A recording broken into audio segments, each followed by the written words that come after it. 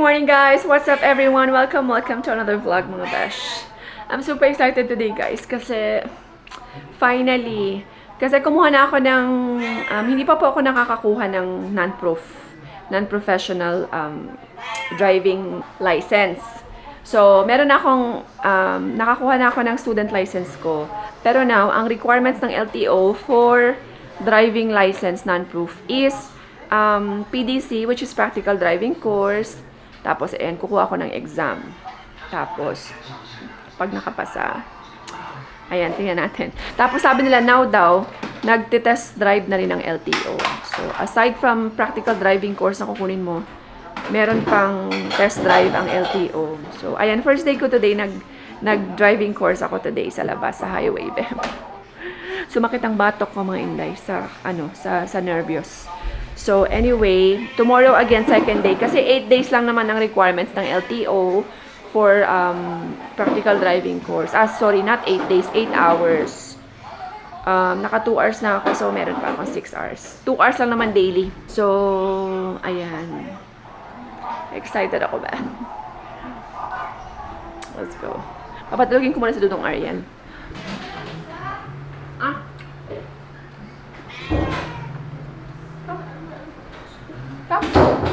Bye! Aryan, bye! Aryan, bye! Bye-bye!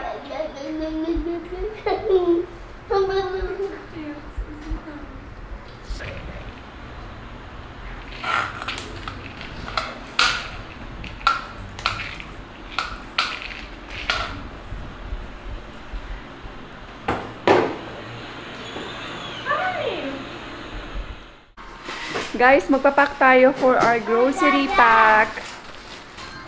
For, for feeding. Ayan siya guys. Yan. 1, 2, 3, 4. 9, 10. When we wake, hear the birds and see the sun. Side by side our fears are done. Oh, the good times just begun.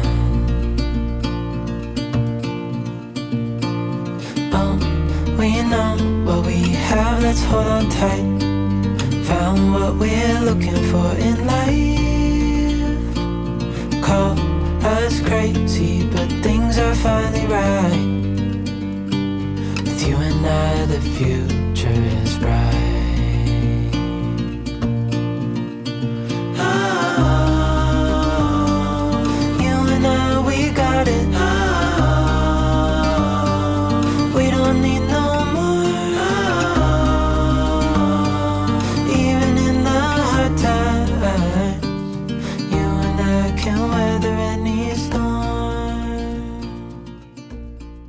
the next day. Good morning guys! Welcome to another vlog. Guys, you know what?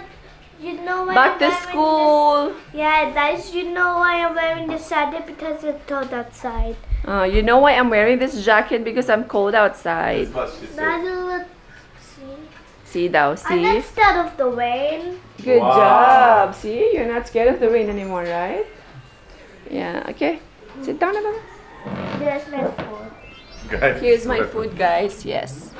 Meron po siyang egg, banana, and peanut butter bread. Pandesal. I ate pa.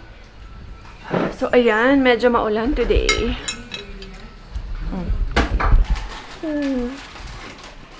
Ito mo.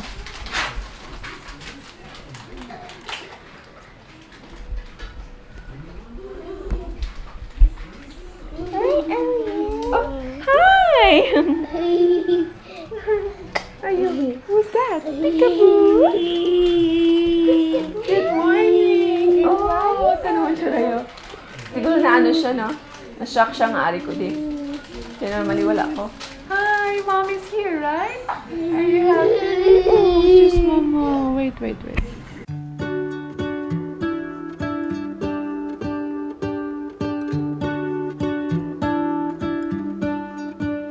What if the world had more of your smile? What if the wind could spread your love? What if your sweetness could reach every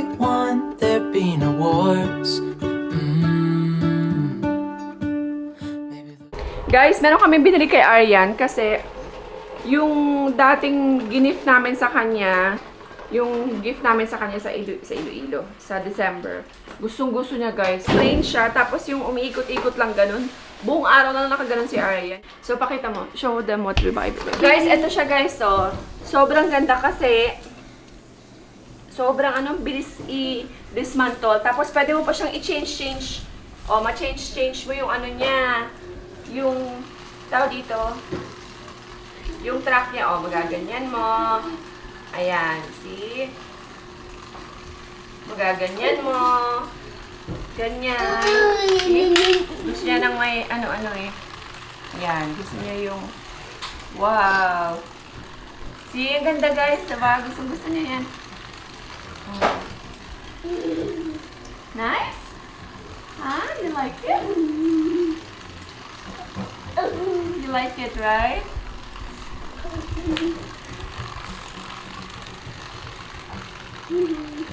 Oh.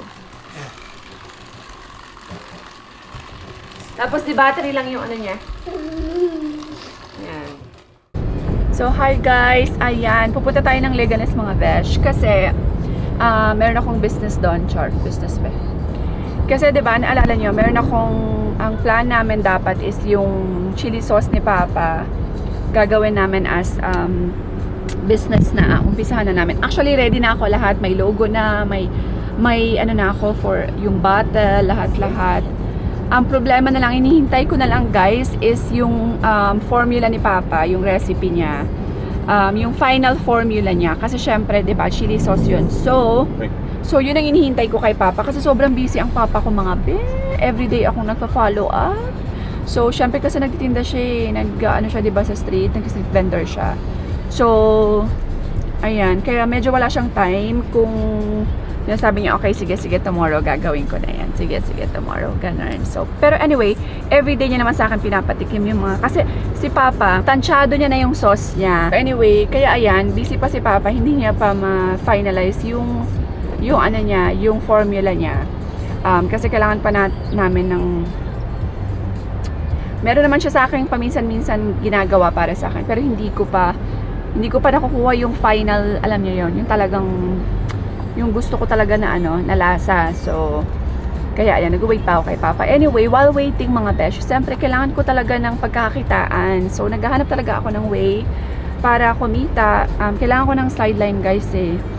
So napag-isip-isip ko, sabi ko na lang ako magbebenta muna ako ng mga pre-love items, ng mga pre-love clothes while waiting for Papa, para at least kahit papaano meron pa rin akong extra on the side na pagkakakitaan.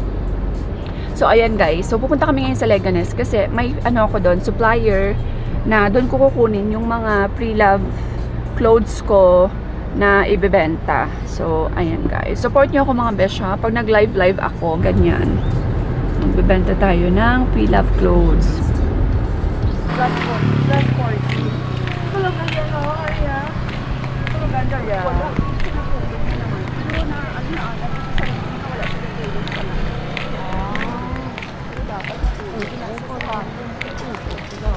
Feeling ko magsubra siya wake up na. One eternity later. Guys, we're home. One eternity later. O, di ba naka-red lipstick ang lola niya. Shout out to Elaine. Ayan, binigay sa akin yan ni Elaine. Feeling ko kasi red lipstick. So, ayan guys, hindi na ako nakapag-vlog kasi nang busy ang lola niyo. So, busy ako ng pamimili dito. Doon pala. Dito talaga, doon. Dami akong shorts. Sarap matulog pag gantong panahon kasi eh. Ulam namin for today is, anong tawag dito? Vegetable. Pritong isda. Kain tayo guys. Okay, go. My mini, hi. Nag-vlog kasi si Al. Of course. I need a water. Can I have Wait, some may water, naglalatawa please? watching. Ay, hello, Veronica Motos Damir. Ano oras sa Turkey now? 9:87654. 4 p.m. sa Turkey now. Merhaba. Nasılsın? İyi misiniz? Ben iyiyim. Teşekkür ederim. Okay. So, yan guys. Time check. It's 1:52 a.m. Kasi nag-live pa ako kanina. So, hindi na ako, ayan, nalate ako ng tulog. Hindi pa pala ako natutulog. Matutulog pa lang ako. So, ayan guys, sorry kung medyo maikli lang yung vlog natin for today. Kasi, madami akong ganap today guys. Sorry talaga kasi sobrang busy ko talaga ngayon. Nag-start na rin kasi ako mag-practical driving lesson. Tapos, practical driving course. Pumunta pa kami sa labas ng city, sa Leganes.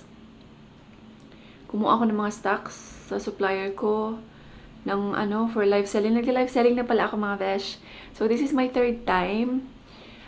First, nag-live selling ako ng mga denim shorts, tapos ng premium dresses, tsaka ng cotton shorts. Ayan. Baka yung next kong i-live sell is mga Korean, blouse, ganyan. Mga premium blouse. So, yan ang inalek sa atin live. Tsaka magde-dress uli ako kasi malakas ang dress, guys. So, anyway, ayan. Support nyo ako, guys, ha? Sa mga hindi pa nakanood ng live selling ko. Palagi, nag-live selling ako, guys, sa Facebook. Every 8:30 yan ng gabi. Hindi naman ako daily. Pero for now, pinaplan ko is every Tuesday, Friday, and Sunday. So, ayan yung magiging, mag-live selling ako 3 times a week, kahit papano.